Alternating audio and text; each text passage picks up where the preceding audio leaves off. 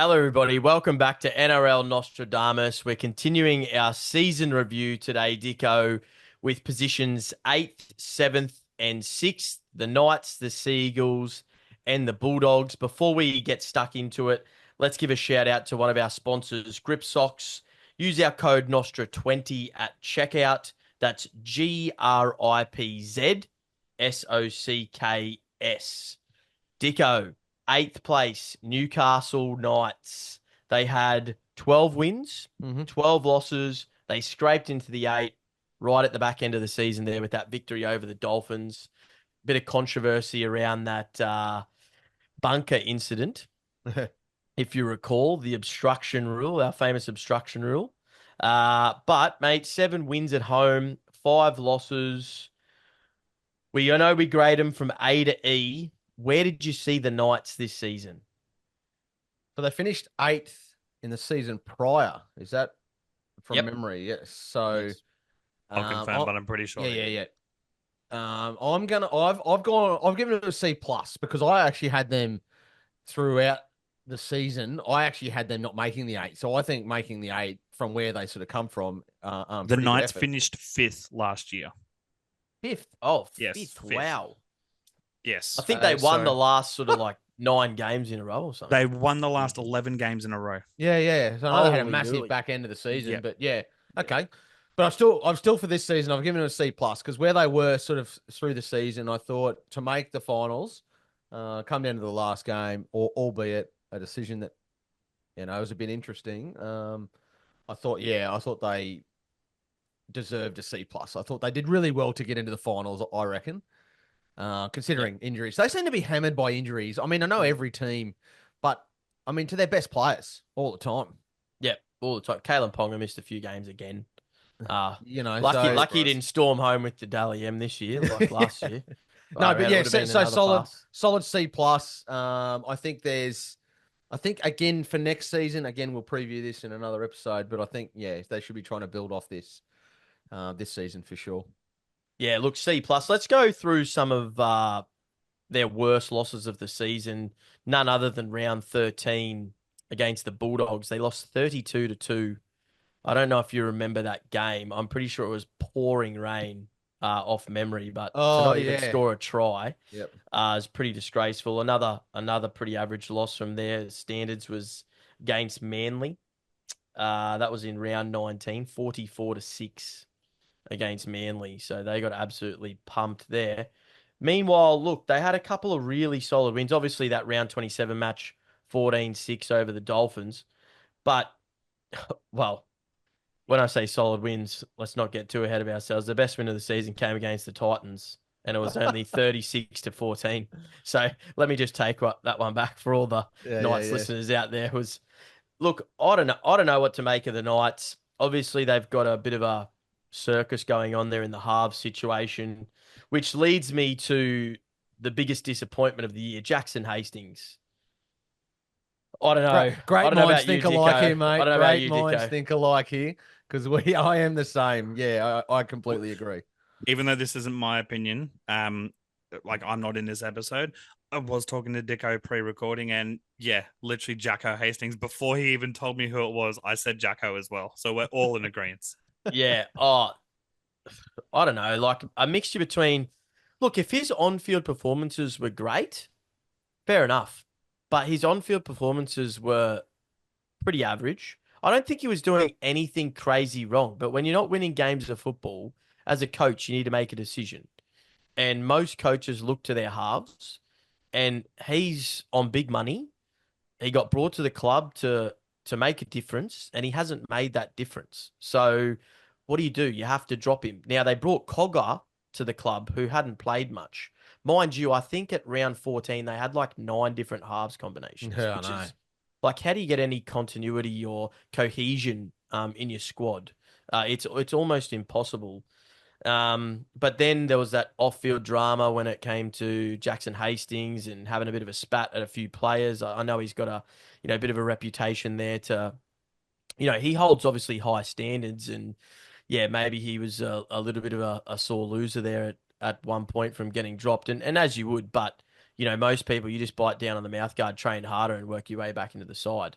I don't think he did that, and as a result, he didn't get back into the squad. So, yeah, I don't know what they're going to do for next season. No, but I do not know. you're exactly right in terms of how much money he takes up on the salary cap. There's a big thing made about it when he signed with the Knights, about how he was going to improve them and he was going to be the second fiddle to Kalen Ponga. It hasn't come to fruition. I don't understand, to your point about the 8 or 9 different halves combinations by round Well, whatever they it signed was. Will Price as well. So what I are just they don't actually trying understand. to do? Well, the Jack Cogger one. I mean, he effectively came on and made the difference in the grand final. They signed him, and he sits on the bench. Like I don't understand that for the life of me. The But yeah, the combo I Jackson definitely Hastings rated the one. Knights was Tyson Gamble Yep. and Cogger. That combo is fucking next Yeah, level. We look, saw it they in the complement trials. each other.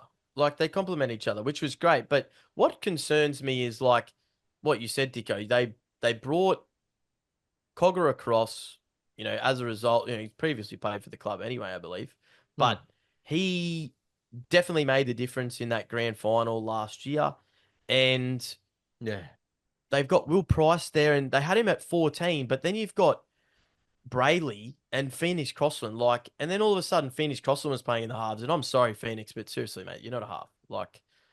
You're just not a half. They're better off just get rid of Brayley, go to the Eels, put Phoenix Crossland in at 9, play Jack Cogger and Gamble, and let's see Well, what the they can actually previous do. season when they won that 11 games, I'm pretty sure in most of those games, Phoenix Crossland was the night. And I actually thought they Yeah, played really good footy. So I just think some thought or some more thought needs to go into recruitment and retention from Newcastle in yep, specific positions around the halves and the hooker.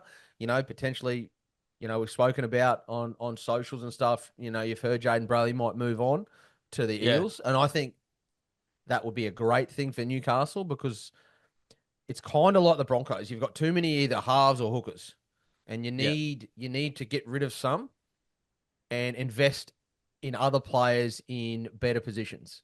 Yeah, well, they definitely need some forwards because Saifiti's gone. Leo Yeah, Thompson's on the prowl. Who knows if he's going to stay and play with his yeah, twin next year or what the go is. yeah. But if they both go, they've re-signed what? Matt Croker? Like, please, come on. So it's interesting because when we preview nights, and we do our sort of where we're looking at the crystal ball and we try and do our top 8 and then ladder for next season.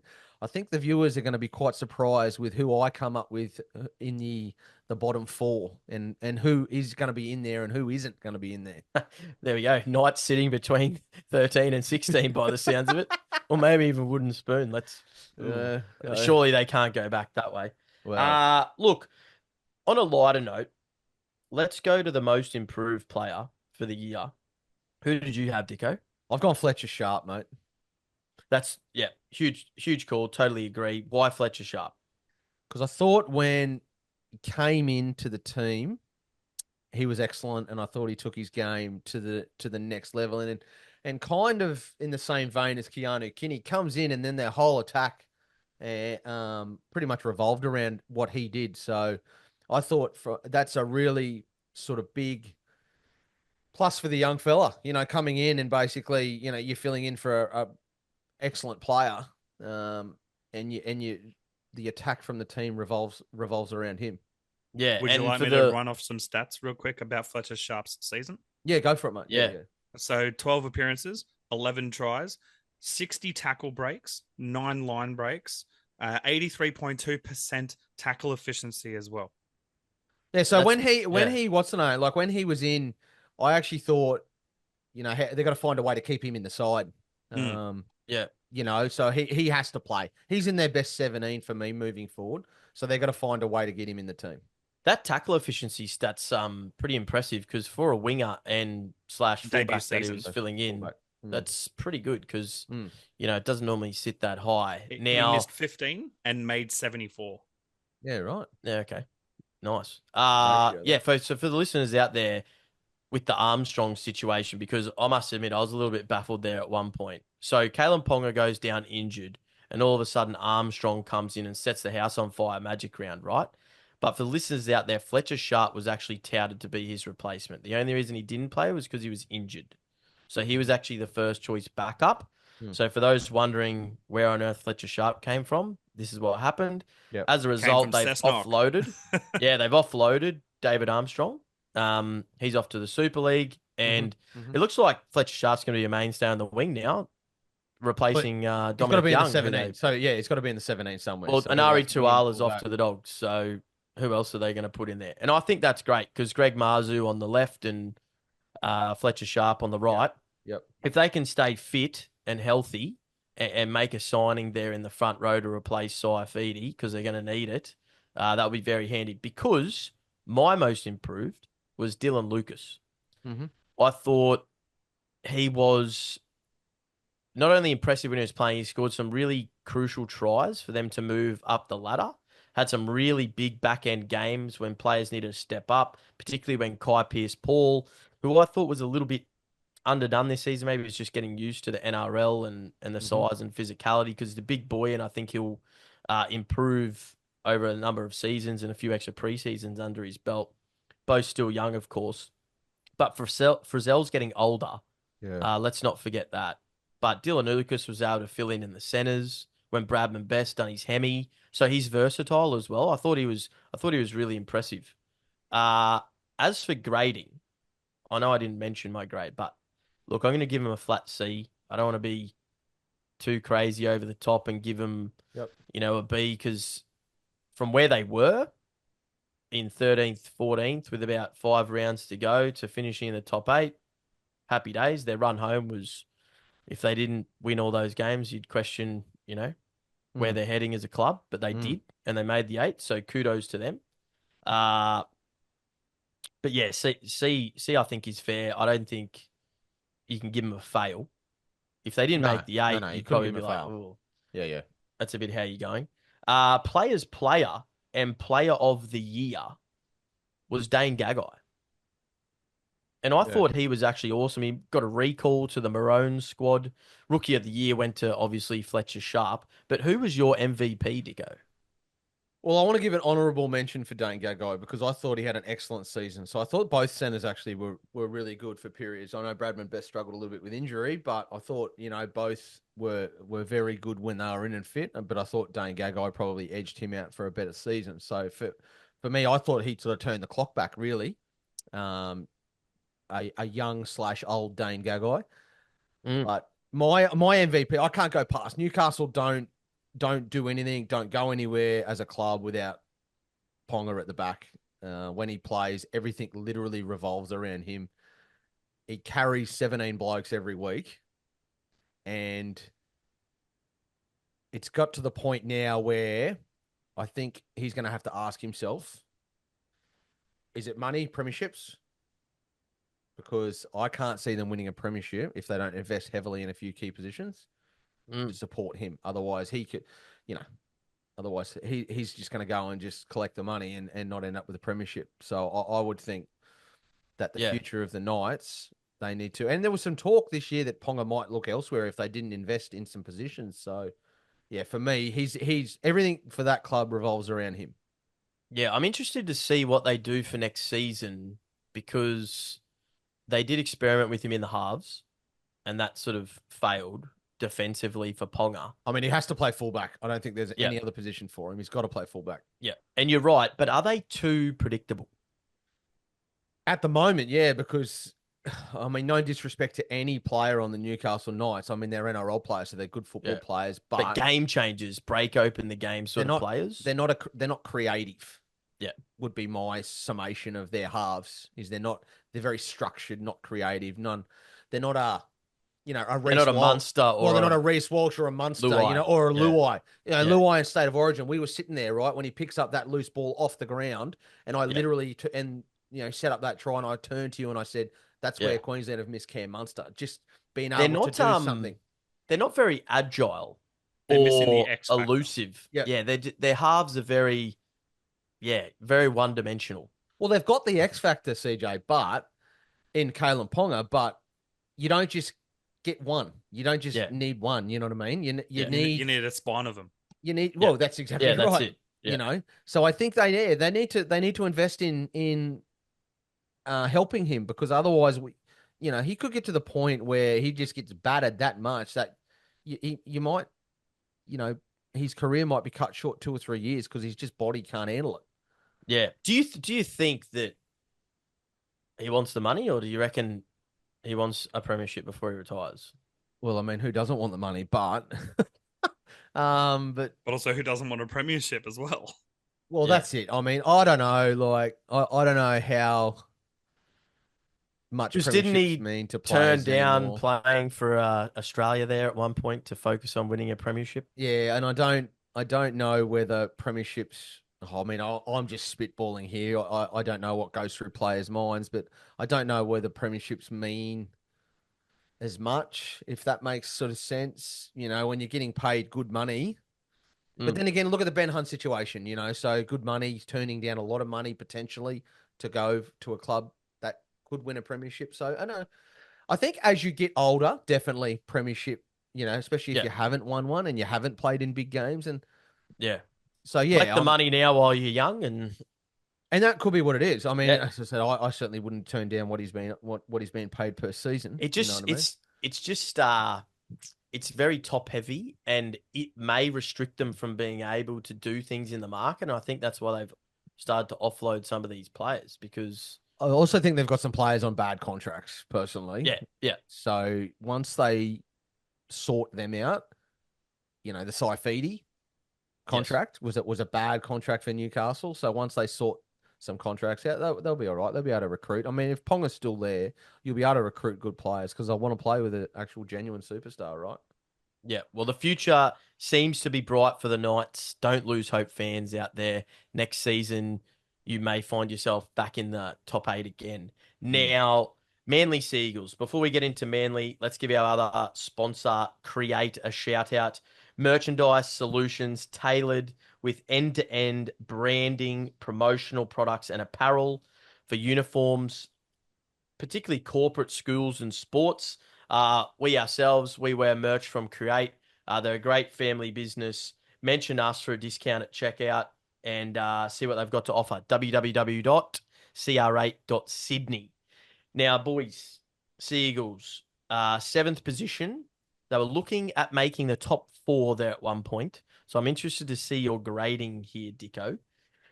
They had some awesome wins. They beat the Panthers 32-18 in round 5.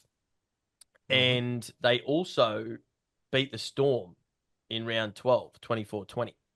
So a couple of really good results there. However, let's go to round 25 where they lost to the Tigers. Now, bad result, but there was some controversy again there. I think there was 3 sin bins. Is that And right? they're up 16-0 after about 16 minutes Yeah. or 18-0 or whatever it was. Yeah. Like, I don't know. The Seagulls are a funny one for me.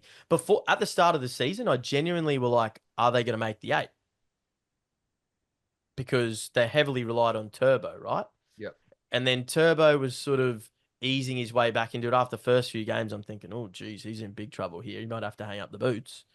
Next minute, he's on fire at fullback. And then he gets injured again towards the back end of the season. So, but they still managed to win a few games. But I think the most disappointing thing was that finals loss to the Roosters. Yeah, they probably played their grand final the week before against the Dogs and got lucky to win that game.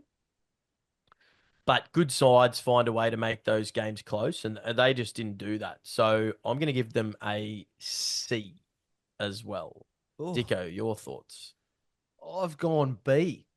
So they've come from 13th, I think 13th or 12th to 7th. I'll check. So yeah, I'm sure it's around 13th or 12th, CJ. Yep. To 7th. So I think that in itself gets them up to a B from a C.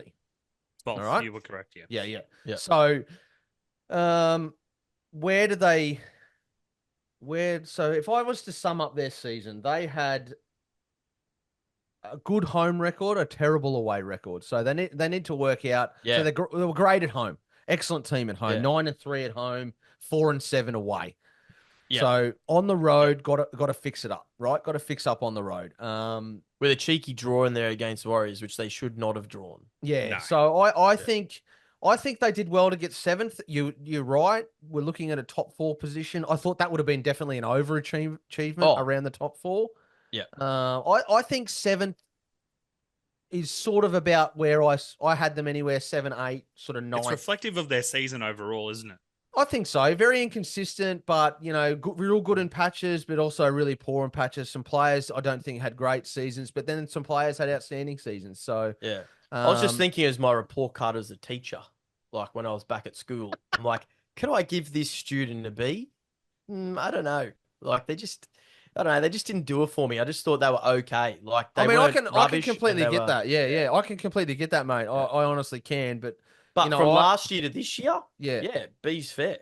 B's yeah. fair. So a B for me, but yeah, I did think definitely that they'll be looking top four next year. They have to be. If you're continuing on that Yeah. cycle, you've got to be looking top four. So they got Luke Brooks. I thought he actually did it right. I thought he was one of the better signings this year. I thought he was actually pretty good, to be honest. I think he was well. I thought he was. I thought he was okay. Okay, thought- so yeah. remember when we started doing these reviews, I said to you, I'm going to base my disappointment off salary and what they're expected, right? So your biggest disappointment? No, so he's not my biggest disappointment, but he's definitely in the conversation because he takes up a lot of money. He's a 5'8", and They lost to the wooden spooners. Well, but I didn't see enough from him to warrant the investment that they've put in to get him. Okay, I get that. Does that make sense? Yep.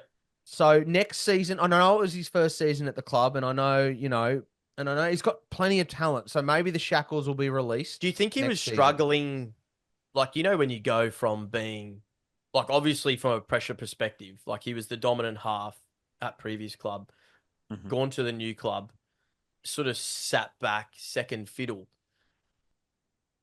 Maybe that took away from his actual natural game and he couldn't express himself as much, but it took the pressure off, of course, like mentally, because you saw some games where when he did take the reins a little bit and relieve a little bit of that pressure from DCE, he was actually quite good. Like, I'd love to know, like, his tries versus try assists, because I think he probably scored, like, 4 or 5 I'll tries find out and for you. maybe got, 10 to 15 try assists in the end. Yeah, so it's really interesting. Like, I feel like every time we talk about where Luke Brooks plays, we pick on him. So I don't want to create like a Luke Brooks bashing, because I think from previous seasons he actually had a decent season. But So he scored 5 tries with 17 try assists. Yeah, there you go. See, that's pretty good going. And you're right. I mean, it might have been coming into a new system, a new coach, sort of getting the lay of the land. Maybe he did take a step back and sort of, okay, I'm not sure where to inject myself. So maybe next season, it'd be interesting to see, like, when we sum up at the end of next season, what we sort of come up with and where he's at, because I would expect him to go to the next level at that club and be, because you're going to have to, because Cherry Evans is not getting any younger. So and Turbo is effectively got one good hamstring. So, you know what I mean? Like, and polar opposite coaching as well. Like, exactly Seabold right. is very meticulous around stats and data and little 1%ers and breaking the play down bit by bit. So I can imagine if he does that with the whole squad, the halves breakdown would just be like almost going into an exam. So this isn't my Luke Brooks bashing. I didn't have him as my biggest disappointment.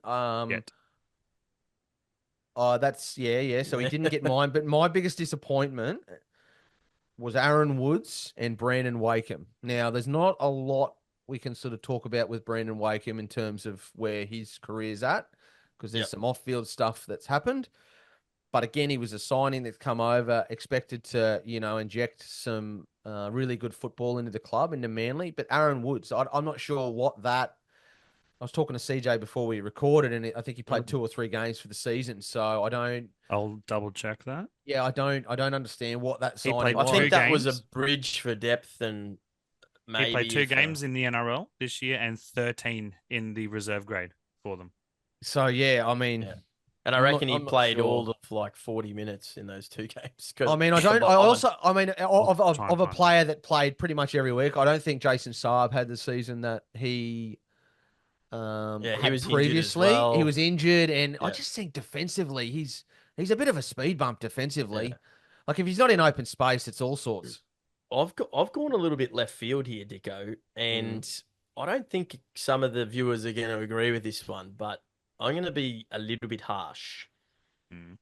Ruben Garrick, for me, I That's thought very harsh. was a letdown towards the back end. When so through the middle period was sensational. And I can definitely vouch for that because he was in my super coach team. I brought him in and he was gun.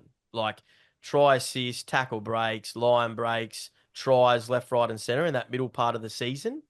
But at the back end of the season, he was a very big liability defensively.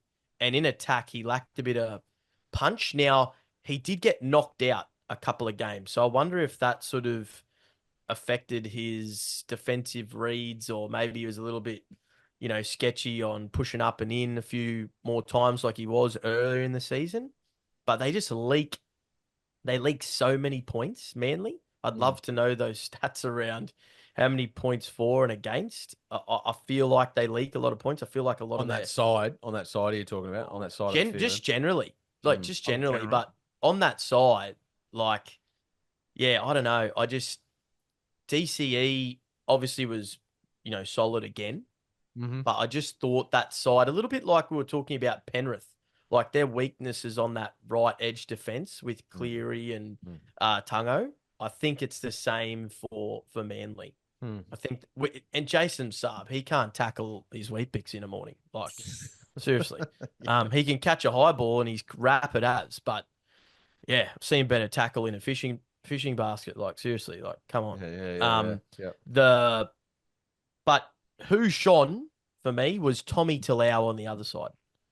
And Levi Hopewadi. I'm going to put them both in the same category. So are they your most improved? Are they? Yeah, they're most improved. They're most improved for me. So What I've gone Lehigh Hopewadi. I thought Yeah. out and out star of the making. Like honestly, like it came in and you just thought things were going to happen around him. Like he made things happen. One of those type of players. Sort of need to invest heavily in his development. Need to get games under his belt, and he's going to be an out and out star. Yeah, absolutely. Who was your well, actually, just on that, can you see Lehigh Hopewadi? Like, is he going to be a winger? Is he going to be in the centers? Is he going to be a fullback? Like, he's played fullback for Tonga, so. Well, real interesting. Like again, we can speculate in our preview like what their lineup might look like. Yeah. How do you drop Turbo from that fullback position? Well, you're not dropping him. You're potentially shifting him. But I don't know whether it's going to have to be a brave coach to do that. I'm telling you. So, who was your MVP? I can't go past. I want to give an honourable mention to Olakawate. I thought he had an outstanding season. Like, I would say a little, probably a 6-week patch where he's a little off the pace, but I thought for the most part, 90% of the season, I thought he was excellent. I thought literally everything, every go-to play from Manly was Olakawate. But I thought DCE, I thought again, outstanding season.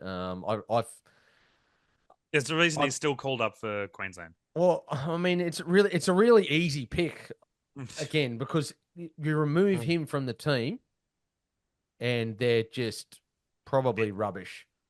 Yep. So for me, it's an easy MVP. Absolutely. And, age shall not weary. Age shall not weary them, because I think he's in a really great spot in his career. Yeah, no, totally agree, mate. And before I go into the MVP, my MVP is DC as well, but Player of the Year and Players Player actually went to Turbo. So I don't know. Read Honestly. into that Sake. what Seriously. you will. Rookie of the Year, Lehigh Hopewadi, thoroughly deserved. As a player at that club, how you can vote for Turbo over DCE this season in Players Player just blows my mind. Yeah.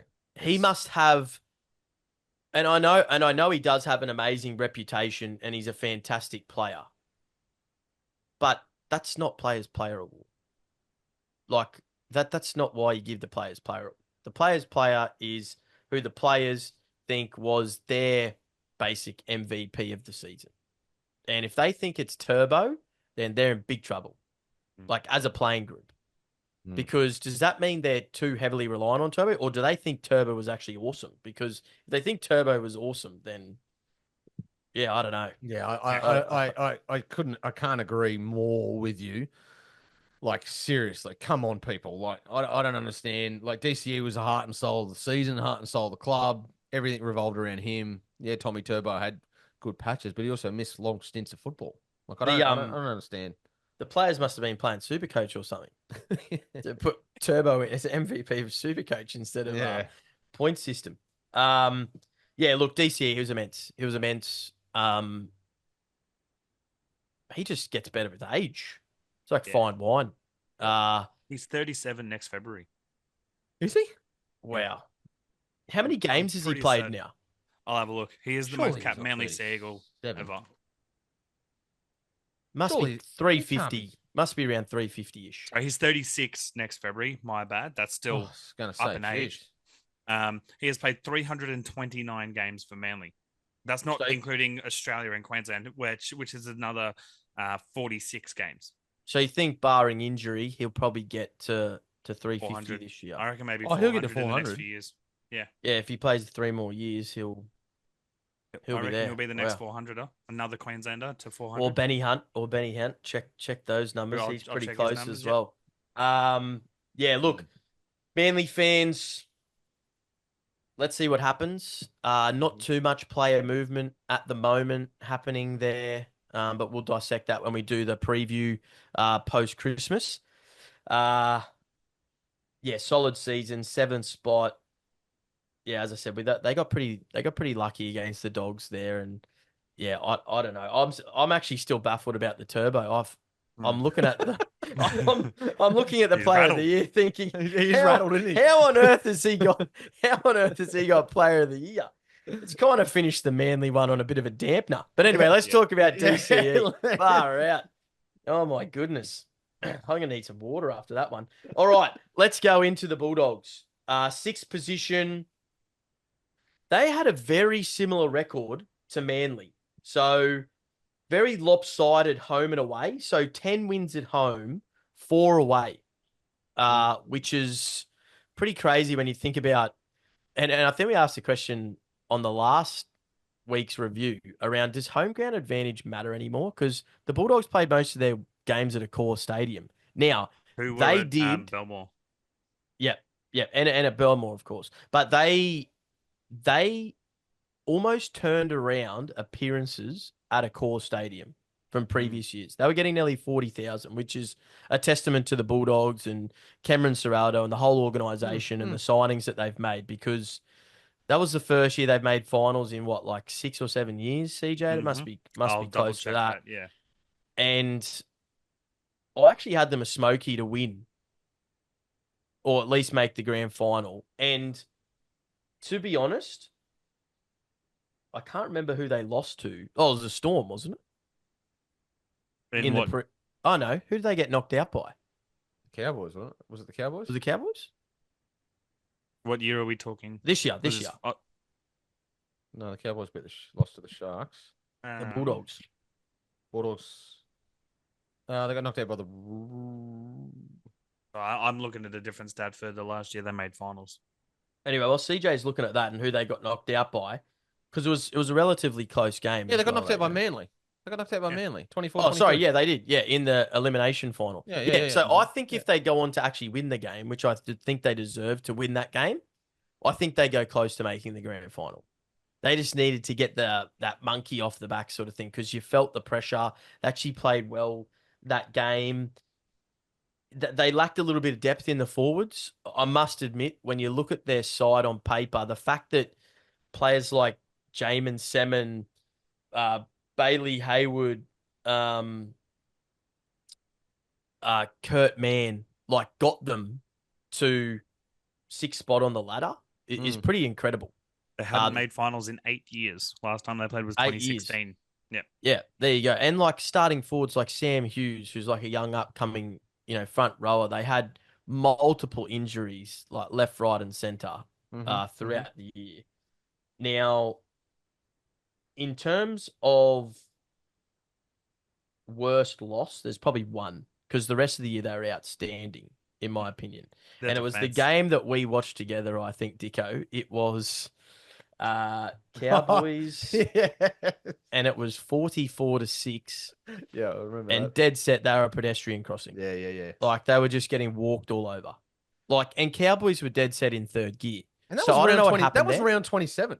Yeah, that was the last game of season. So I don't know. It was like, okay, we've made finals. We can't make the top four. Let's just not get injured and put the feet up here. Because I think it was in Townsville as well. Yeah. Off No, memory. it wasn't. No. It wasn't. Oh, it wasn't. No. Oh, no, No. it wasn't. You're right. It was it at a Which was, court? yeah, which was even Yes. more perplexing that even Wow. happened. You know? Yeah, so, yeah, I don't know what happened there. But a couple of notable wins. 32-0 over the Titans. That was back in round 3. That was the week that Tino did his ACL. So that's, yeah, shame for Tino, but he's back bigger and better next year. But their best win, which I know you guys aren't going to be. Oh, I'm tempted glad. to- No, I'm glad you're saying this because I completely agree. Completely agree. 41-16. Because I Yeah. didn't think the Broncos were that bad that game. That was round 21 Yeah. against the Broncos. I thought the Broncos were okay. Yeah. They had a lot to play for. The Dogs I were thought they unbelievable. played flawless footy that game. I remember sitting there Yeah. watching it and I was just like, oh my God, this is like a team that literally is playing perfect football. Yeah. Mhm. You know what? It's going to be hard, and I'm keen to see your answers here, Dicko. You wouldn't put as their best win as 44-12 against the Dragons? No, because the opposition in Brisbane playing at Suncorp, and I True. thought purely on that. I mean, it The- was a good win. Yeah, big- no doubt about it. Also with Yeah. Brisbane, it was a big crowd, and I'm pretty sure it was either a Twilight or an Arvo game. I can't confirm the Yeah, time. round It was 21. 3 Yeah. p.m. kickoff. Yes, so it would have 42 been 42,000. it would have been a massive crowd. Yep. Yeah.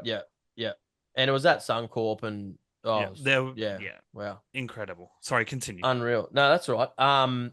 Dicko, this is going to be an interesting one. In terms of your biggest disappointment, because I don't think there was too many, but who... Oh no, there was. Oh, you reckon? Oh, here we go. Oof. Let's rip into them. Open Who up. let the dogs out? It was Let's Josh go. Adokar, mate. Josh Adokar. Oh, well. Yeah. Goes without saying, doesn't Josh it? Adokar. No. Just remove that from it, the equation, right? Remove what's happened in the last Yeah. couple of weeks. But the bloke's probably the highest paid, if not one of the highest Did he paid do like 3 hamstrings this year? wingers. Yeah, as well? but even if you take injuries out of the equation, I thought he was a shadow of the player that Yeah. he had been previously for Melbourne and even at the start of the Bulldogs. Yep. Right. First so year yeah, the Bulldogs, electric. yeah, really carried and really stood up as a That was the leader, only even time though he's they were played a getting. full season for the Bulldogs was that year. Yeah. So, I mean, Yeah. take the injuries. They're unfortunate out of the equation. And when I'm giving my biggest disappointment, I don't tend to sort of take injuries into account. But Mm. again, my sort of criteria for this is what are you taking up out of the cap? And then what are you offering for that season? And I just didn't, I didn't think, I wouldn't have him in the best, even if he was there next season, I wouldn't have him in Have the him in best the starting 17. lineup. I wouldn't have him Yeah. in the best 17. No. You know what? That's a fair call. And let's hope, everything sorts itself out off field and he can come back to the player that he was. He is one of the great characters of Mhm. rugby league, and I think the game would be lesser without him. So I hope that he finds a club in the NRL. Where that is, I don't know, and it doesn't really bother me. But he is one, I must admit, he's an excitement machine. I think he's got a lot more to offer. But I just think, just this season, I just thought he lost his way a little bit. Yeah. My biggest disappointment was not necessarily how well someone played. I think it was more just it was disappointing from a fan's perspective, from a neutral perspective, and that was a blessing in disguise for another player, which turns out to be my most improved, and that was Blake Taff and him getting injured. I had a feeling you were going this way when you were just doing a little thing. Yeah, okay. Yeah. So Blake Taff getting injured because it was against the Chooks, I'm pretty sure, where Dom Young put a hit on him and knocked him out. And Yeah, that was disgusting tackle. Sickening. Yeah, it was sickening. And it was the best 20 minutes I've seen Blake Taff play in his entire career. Yeah. And the Bulldogs were up, I think, 16-0. He'd set up 2 tries or maybe set up 1 and scored 1. And he was on fire. I thought to myself, because he got given the keys at the start of the season and Serraldo backed him and went, you're going to play fullback? You've come from the Rabbitohs where you basically didn't get a game, or you filled in when Latrell Mm-hmm. had all his issues. Did win the Interstate Cup last year though with the Rabbitohs. New South Wales Cup, and the Interstate Cup. But going to the club, like you go, like, all right, awesome. You've been given the keys. How good's this? Like, jump on board. The first couple of rounds, he was a little bit how you going, but each week he got better and better and better and better. And just he was starting to really look like a starting lineup, influential NRL first grader. He gets injured. Because I think he did his syndesmosis after that as well when he sort of went back to grade, which is a massive shame. But it opened the doors for Connor Tracy. He barged straight through him, didn't he? And for me, he was the most improved player, just in general, especially considering he is typically a winger and centre. I agree. Yep. He's not my most improved. I wonder if agree. his most improved is mine. I know I shouldn't have an opinion, but I'm really thinking Dicko and I might be wavelengths right now. So if you're ready for mine, are you done, Trent? I'm done. Because, Yeah. So I get that. Connor Tracy, absolutely, I get that. Well done. But my most improved, Josh Curran. Oh, okay, not mine. And Kurt Mann, couldn't split them. Okay. Yeah, okay. Mine's very different. Josh Curran, offloaded from the Warriors, and you thought he was going to get lost. Picked up, I think, late by the Bulldogs as a bit of a, oh my God, there's Josh Curran on the market. Let's fill a spot, and turned into a really important cog in their forward rotation. Yeah, front row, lock, second row. He was playing. So he, I think, very physical. I thought he was excellent. Average 12 hit-ups a game. I would have had him in the top 10 props. I think he played prop most of the season. I would have had him in the top 10 props in the competition on form, absolutely, for the season. And I thought, Kurt Mann, I thought excellent at lock. I thought he's found a really good position there for him. Because he was Kurt Mann really frustrated me because he had a lot of talent and they weren't sure where to play him. A lot played him at 14, at 6, at centre. I think he played a couple of games at fullback early in his career, but I really feel like lock has found his position, and he linked up beautifully between the front rowers and the halves and the outside backs. And I really thought they missed him in that final because he was injured. Remember, in that final. Yes. So I really feel like they missed him, and I actually would go so far as to say that if he played in that final, I reckon they get up. Yeah. Wow. That's a huge influence from a forward. Yeah, well, I mean, look at Isaiah Yeo. The 13 role is arguably becoming one of the most important roles in a team. It's funny, the evolution of... Even Paddy Carrigan. Yeah, Pat Carrigan. I mean, Ruben Cotter plays 13, these guys. Cameron Murray, for instance, Yeah. So I'm sure we'll talk about this on another episode, but it's the evolution of the game and the most dominant positions at the moment. I really feel like that lock position. Well, Cam Murray plays well undersized. The player who actually got Rookie of the Year, Bailey Hayward. Okay. Small player. Previously, I think was actually a hooker. Yep. Turned into a bit of a makeshift front rower / lock off the bench. Played some key minutes. Was a nice little link. Almost played that Isaiah Yeo role. Player's player, which I almost had him as my most improved, but I changed my mind. Jacob Kiraz. Yeah, good shout. I thought he was unbelievable. Yeah, player's player. That's a player you give player's player. That's a player's player award. Not a sympathy vote community. He's got the award, dog in him, yeah. Right? Yeah. Literally. Yeah, player of the year. This was a bit of a surprise for me, even though he had a good year. But it was Viliami Kikau. Okay. He got given player of the year. Now, I don't know, does the club give that award as a coach? Is that a coach's award? What is that? I'm not sure. The player of the year, or is it voted by the members? I don't believe it was a members award. I'm pretty sure it was just player of the year. Could be by the board. I don't know. Maybe by the board. My MVP was none of those players. Same. And who was yours, Actually, Dicko? I've got. If I can chime in real quick with my most improved is Bronson Sherry, the Maltese Marvel. Oh, absolutely. You guys totally overlooked him. I'm sorry, but 19 appearances, 10 tries in his return NRL season after 4 years out. Yeah, absolute I didn't- weapon. That's my most improved. I didn't overlook him. I just didn't think he was the most improved. Okay, fair. Fair. No, but good shout though. No, Like, but great. Yeah, great. Bronson Sherry, I thought was, he incredible for someone who has been out of the game for 4 For years. so long. Yeah. What grade did you give the Oh, Bulldogs? hang This on. is what I'm keen for. Yeah, you going? Do you want me the grade or do you want me? Let's go grade, not MVP. And then Let's go MVP. Grade, then Let's go MVP. grade. Yeah. I gave them an A. I could not. Okay. And the reason. Oh, Yeah, yes, okay. Reason why I gave them an A, and again, this is my analytics of coming to the fore here. They have gone from 15th. 15th. Thank you, CJ. 15th. problem. Yes, you are correct. To what did they finish? 6th. 6th.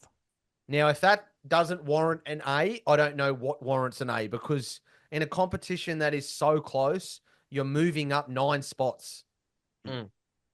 Right? So for me, and you're right, what you said, you had them potential smoky. So I mean, again, for the comp, I think they'll be disappointed for slipping out of the 4.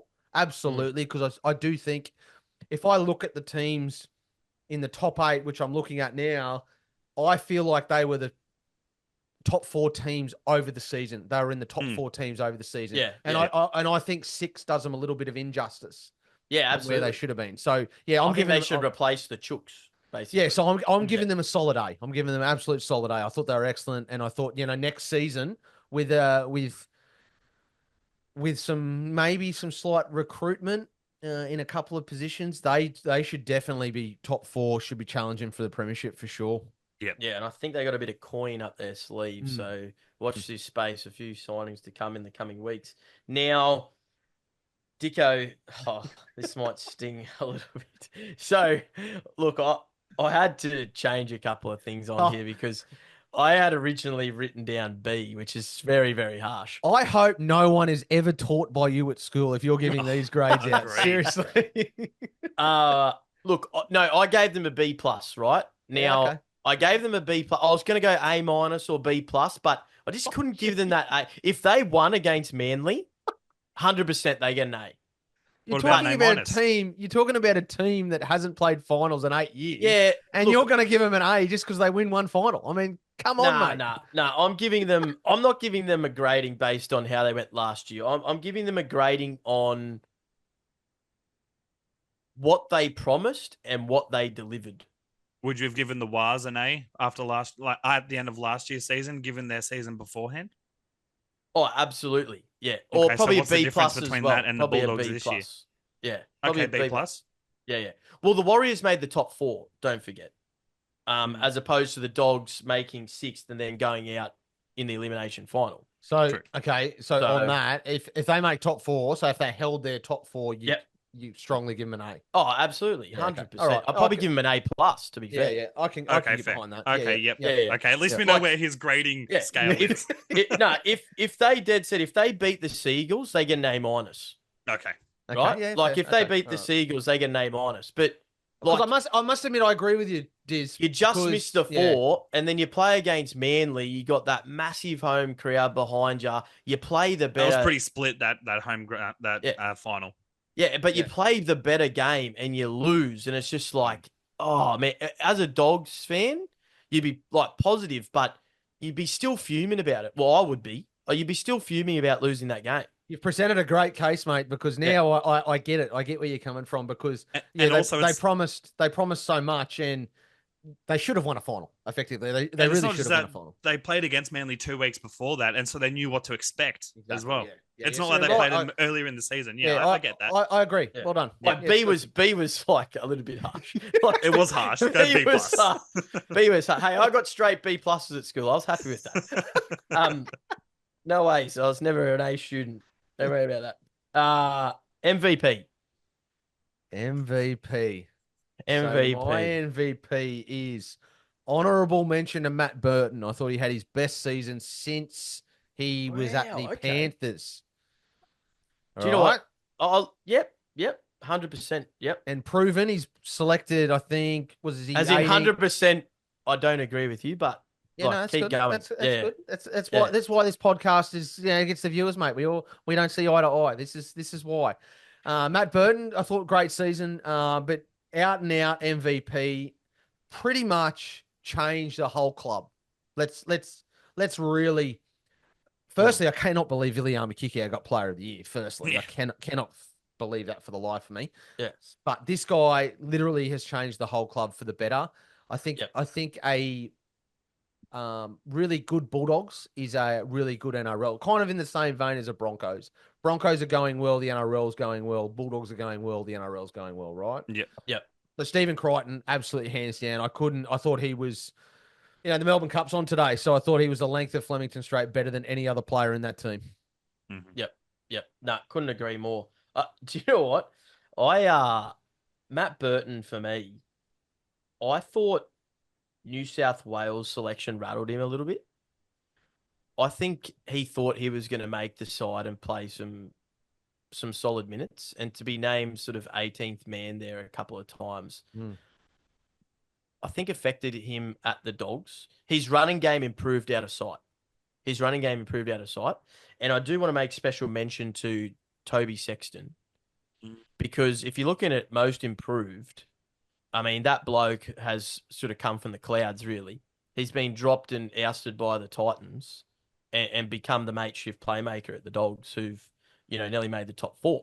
And arguably, if he doesn't come into the side and Drew Hutchinson drops out, they don't even get close to the 8, probably.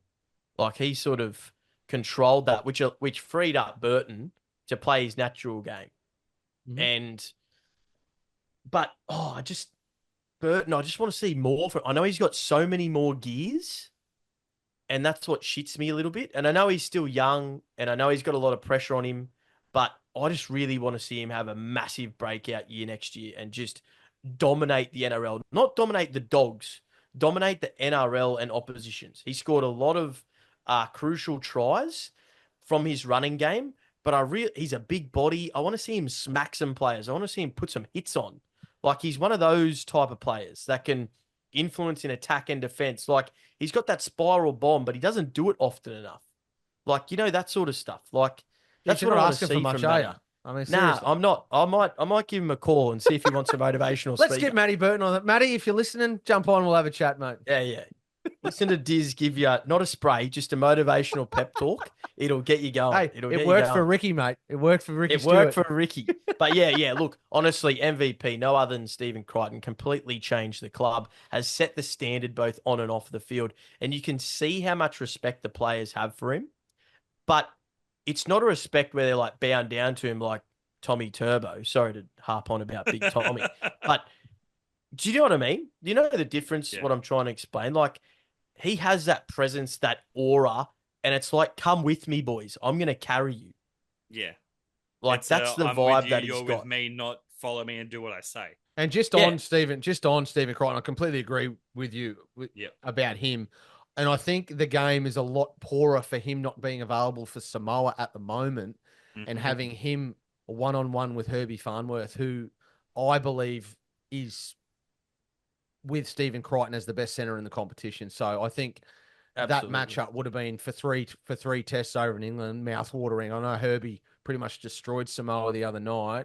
Yep. And I really think them one-on-one would have been one of the great matchups for a 3-test series. So yeah, I mean, you're right on Stephen Crichton. Completely, he's a I'll do it. You just follow me, boys type player. And I think you can see his encouragement on the field. Like, he's yelling at the boys, like, come on, like, and you can see he's busted. Like, he was playing busted for most of that year. Like, which I must admit, I actually didn't see him as a leader as such from when he came across. I didn't really think he would turn into the leader that he's become. So yeah, I was a bit shocked when they made him captain straight away. Absolutely, I couldn't agree more. Yeah, bring him into the club, make him captain. I thought, geez, okay, but great decision from the Bulldogs. I mean, Gus, he knows what he's doing, doesn't he? Yep, the future is very bright. Well, thanks everyone for tuning in. Hope you enjoyed that little recap. Next week we'll be doing 5th, 4th, and 3rd before we do the 2 grand finalists. So stay tuned for next week. Thanks again, everyone. Have a great week. Have a good one. Disclaimer: any views or opinions represented in this podcast and or Facebook and social media pages are personal and belong solely to the podcast owners and do not represent those of people, institutions or organizations that the owners may or may not be associated with in a professional or personal capacity. Unless explicitly stated, any views or opinions are not intended to malign any religion, ethnic group, organization, club, company, or individual. All content provided on this podcast is for informational purposes only. The owners of this podcast make no representation as to the accuracy or completeness of any information on this site or found by following any link on this website. Owners will not be liable for any errors or omissions in this information, nor for the availability of this information. The owners will not be liable for any losses, injuries, or damages from the display or use of this information.